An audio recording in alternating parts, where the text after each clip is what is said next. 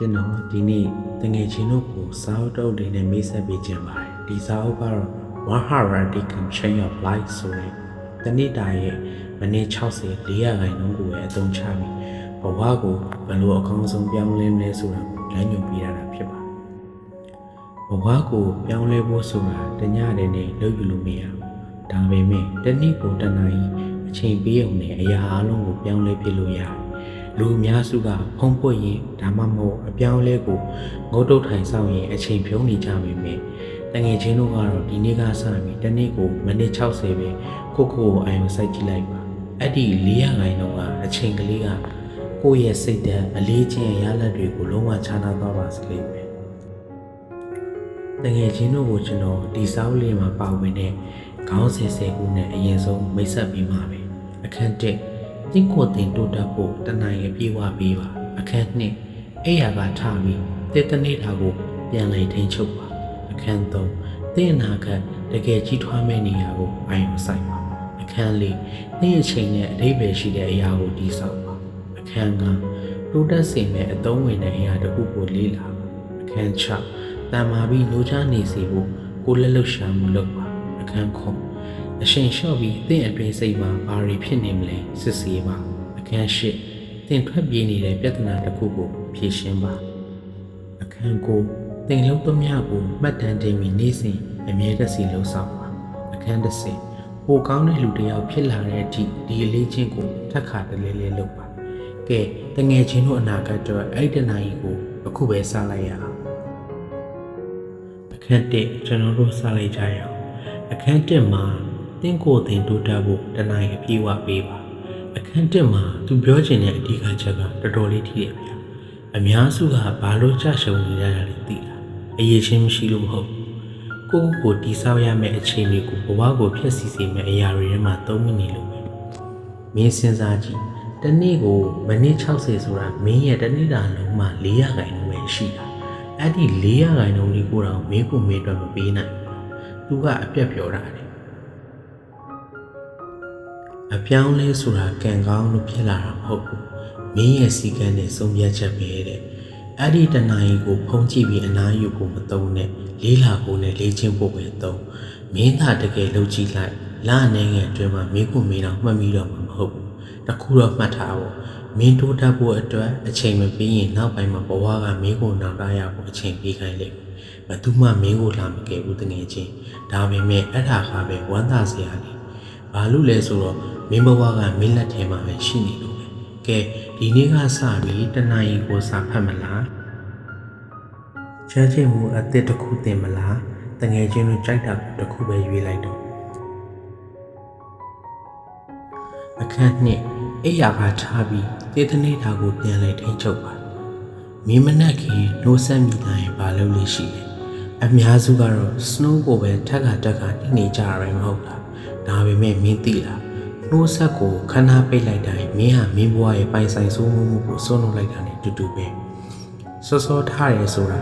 အချိန်စီမခတ်ခွဲနဲ့ထားတဲ့ဘဝကိုစီမခတ်ခွဲတာကွာမနှက်ခင်မှာမင်းပထမအဆုံးချလိုက်တဲ့ဆုံးဖြတ်ချက်ကတနေ့တာလုံးရဲ့အရှင်ဟုံးကိုသတ်မှတ်ပြီးသွားတာအောင်မြင်တဲ့သူတွေကဘာကြီးကိုမနှိုးဝင်နေကနိုးနေကြတာဗျာမင်းကသူများတွေနောက်ကပဲလိုက်နေမှာလားတကယ်တော့စီကန်းဆိုတာအခြေအနေတွေအဆင်ပြေနေတဲ့အချိန်မှာရှိတာကိုမခေါ်ဘူးအဲ့ရထဲမှာအရန်အဲ့လိုကောင်းနေတဲ့အချိန်အပြင်မှာအေးစိတ်နေတဲ့အချိန်အဲ့ဒီလိုအချိန်မျိုးမှာအဲ့ရကထားနိုင်မှာစီကန်းလို့ခေါ်တာ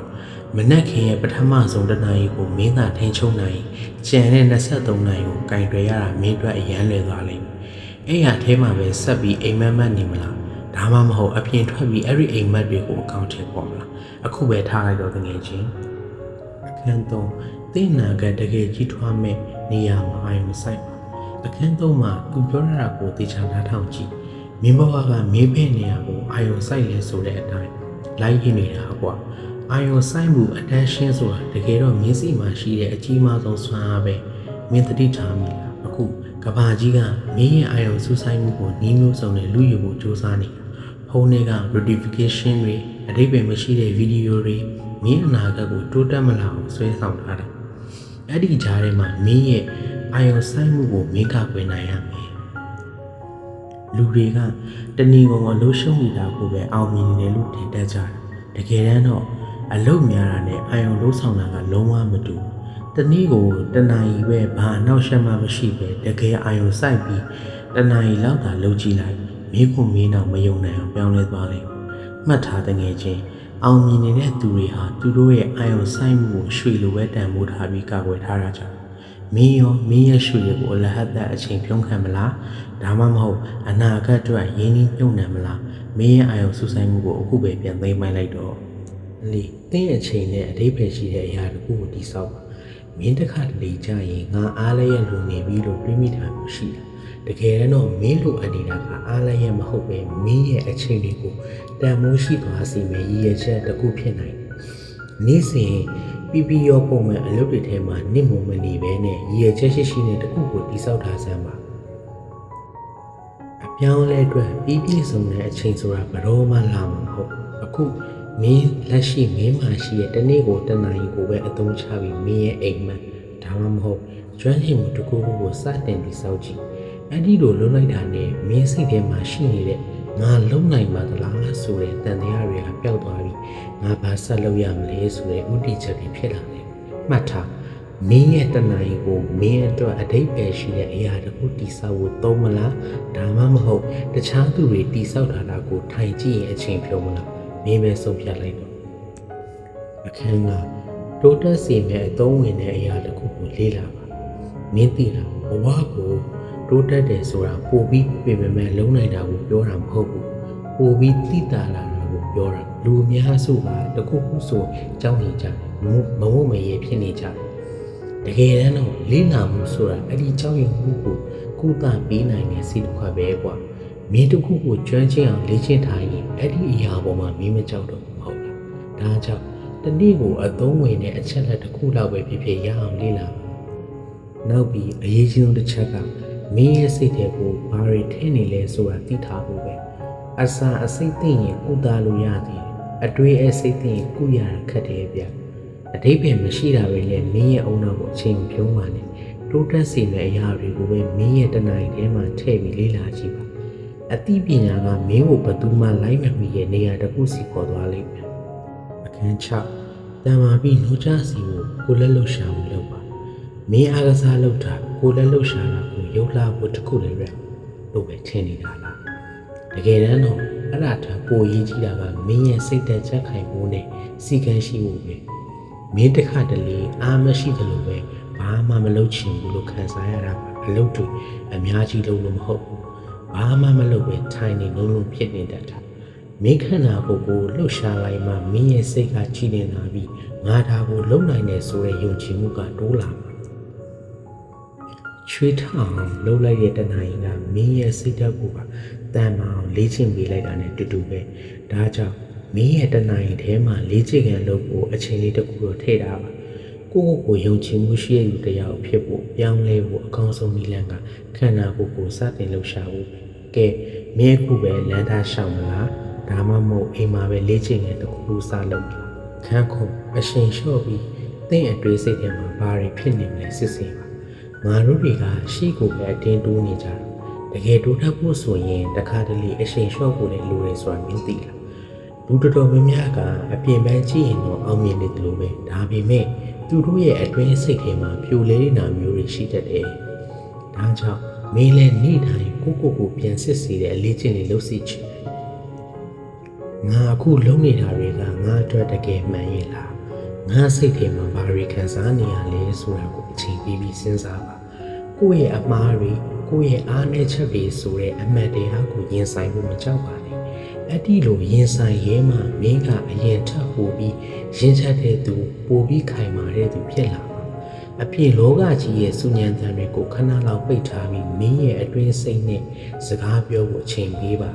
အဲ့ဒါကမှမင်းကိုတကယ်အေးချမ်းတဲ့အောင်မြင်မှုစီခေါ်သွားပြီးမှာအခန်းရှိတင်ထွက်ပြေးနေတဲ့ပြဿနာတစ်ခုကိုဖြေရှင်းပါ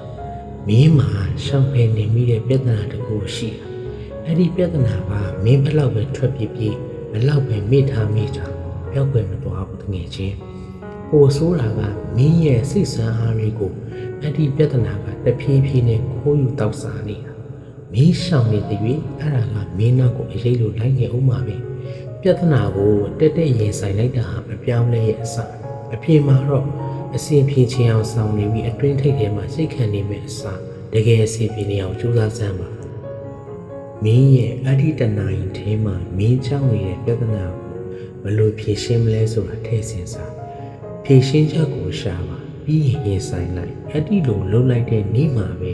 မင်းရဲ့စိတ်ကမယုံနိုင်အောင်ပေါ့ပွားသွားတာကိုမင်းခံစားရလိမ့်မယ်အခန်းကိုသင်လုံးသမျှကိုမှတ်တမ်းထည့်ပြီးနေ့စဉ်အမြဲတစေလှုပ်ဆောင်ပါမင်းတနေ့တာကိုပြပြရောဖြတ်တန်းနေတာလားဒါမှမဟုတ်မင်းဘာတွေလုပ်ခဲ့လဲဆိုတာသေချာမှတ်တမ်းတင်တာ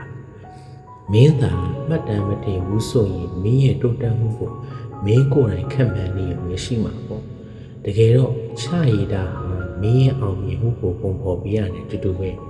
ဘယ်နည်းမှမလုပ်ခဲ့လဲဘလောက်ရှေ့ရောက်သွားပြီလဲဆိုတာကိုမင်းမျက်စိရှိမှာအထင်ရှားရှိနေရမယ်နောက်ပြီးအရေးကြီးဆုံးကဆွဲ consistency ပဲလူတွေကဇွဲရှိနေတာကိုကြီးကျယ်တဲ့အလုပ်တွေအမြဲလုပ်နေတယ်လို့ထင်ကြတယ်မဟုတ်ဘူးတကယ်ချင်းဇွဲရှိတယ်ဆိုတာမင်းလုံးဝလှုပ်ချင်တဲ့နေ့စိတ်သက်သာနေတဲ့နေ့တွေမှာတော့မှလှုပ်ရမယ်အလုပ်ကိုလှုပ်ဖြစ်အောင်လုပ်တာကိုခေါ်တာမင်းရဲ့တဏှာကြီးကိုနေ့တိုင်းအမြဲတစေပေးသွားဖို့ပဲလိုတယ်အောင်မြင်မှုဆိုတာတရက်တည်းနဲ့ရောက်လာတာမဟုတ်ဘူးမပြတ်မကွက်လှုပ်ဆောင်မဲ့နေ့ရက်တွေပေါင်းဆက်သွားတဲ့အခါမှရလာတာကဲဒီနေ့အတွက်မင်းဘာတွေလုပ်ပြီးပြီလဲခုပဲချရည်လိုက်တော့အခန်းတစ်စိပိုကောင်းတဲ့လူတစ်ယောက်ဖြစ်လာတဲ့အထိဒီလေးချင်းကိုထက်ခါတလေလှုပ်ဆောင်နောက်ဆုံးခန်းကိုရောက်ပြီးဒီမှာသူပြောချင်တာကရှင်းရှင်းလေးပါပဲထက်ခါတလေလေးလှုပ်ပါတယ်မင်းသိထားရမှာအပြောင်းလဲဆိုတာချက်ချင်းကြီးဖြစ်လာတယ်ဟုတ်ဘူးနှိကွေးသွားလိုက်မယ်တခါလေကျရင်စိတ်မတန်မှန်တာဖြစ်တာမျိုးတွေလည်းရှိလိမ့်မယ်ဒါပေမဲ့အဲ့ဒီလိုမျိုးထက်ခါတလေလေးလှုပ်ဆောင်ခြင်းကပဲမင်းရဲ့ကိုယ်ပိုင်လက္ခဏာ identity ကိုပဲပြောင်းလဲပေးနိုင်တာပေါ့မင်းဟာအချင်းဖြုံးတဲ့သူမဟုတ်တော့ပဲကိုတိဆောက်နေတဲ့သူတယောက်ဖြစ်လာဖို့ဆိုတာဒီလေးချင်းပုံမှာမူတည်တယ်စိတ်ပိုင်လုံမယ်စိတ်မပိုင်နားမယ်ဆိုတဲ့စိတ်ဓာတ်ကိုဖြောက်တယ်စိတ်ပါသည်ဖြစ်စေမပါသည်ဖြစ်စေဆက်လုပ်ပါဒီတနိုင်အလေးချင်းကိုတနေ့ပြီးတနေ့မပြတ်မကွက်လှုပ်ဆောင်သွားခြင်းကပဲမင်းဘဝကိုအမှန်တကယ်ပြောင်းလဲပေးမှာမင်းအရှင်ကထပ်ပိုကောင်းတဲ့လူတစ်ယောက်ဖြစ်လာတဲ့အထိမရက်မနာပဲဆက်သွားစမ်းပါငါလည်းမင်းနဲ့အတူရှိနေမှာပါကဲတငယ်ချင်းအခန်းစိတ်ခံလို့လည်းပြီးသွားပြီဆိုတော့မင်းရဲ့ဘဝကိုပြောင်းလဲပြဖို့မြေပုံတစ်ခုတော့မင်းလက်ထရောက်သွားပြီလို့ငါယုံကြည်တယ်ဒီစာအုပ်ကိုကျွန်တော်တို့ပေးချင်တဲ့အဓိကသင်ခန်းစာကရှင်းရှင်းလေးပါအပြောင်းလဲဆိုတာတညနေနဲ့ဒိန်ကနေဖြစ်လာတာပေါ့ဘူးဒါပေမဲ့ကျွန်တော်တို့ရဲ့တနေ့တာ400ခိုင်နှုန်းဖြစ်တဲ့တဏှာကြီးကိုစီကံရှိရှိရေရဲရှိရှိနဲ့သာအသုံးချမယ်ဆိုရင်ကျွန်တော်တို့မယုံနိုင်တော့တဲ့ရလဒ်တွေကိုမကြခင်မြင်တွေ့ရမှာပါကျွန်တော်တို့မှတ်ထားရမှာဘယ်သူမှကျွန်တော်တို့ကိုလာမကယ်ဘူးကျွန်တော်တို့ရဲ့အနာဂတ်ကျွန်တော်တို့အခုလိုရှူလိုက်တဲ့ဆုံးဖြတ်ချက်ပေါ်မှာပဲမူတည်နေတာကျွန်တော်တို့ရှောင်လွှဲနေတဲ့ပြဿနာတွေကိုရင်ဆိုင်လိုက်ပါကျွန်တော်တို့ရဲ့အာရုံစူးစိုက်မှုကိုရွှေလိုတံမိုးထားပြီးကောက်ပဲပါပြီးရင်ကျွန်တော်တို့ဖြစ်ချင်တဲ့ပိုကောင်းတဲ့လူတစ်ယောက်ဖြစ်လာတဲ့အထိဒီလေးချင်းကိုမဖြစ်မကွက်ပဲတက်ခါတလေလှုပ်ဆောင်သွားပါကျွန်တော်လည်းတငယ်ချင်းတွေနဲ့အတူရှေ့ဆက်ဖို့ဆင်သက်ပါပဲဒီ audio book လေးကကျွန်တော်တို့အတွက်အကျိုးရှိစေခဲ့ရဆိုရင် like and subscribe လုပ်ပြီးတော့ကျွန်တော်တို့ရဲ့တငယ်ချင်းတွေစီကိုလည်းမျှဝေပေးလိုက်ပါ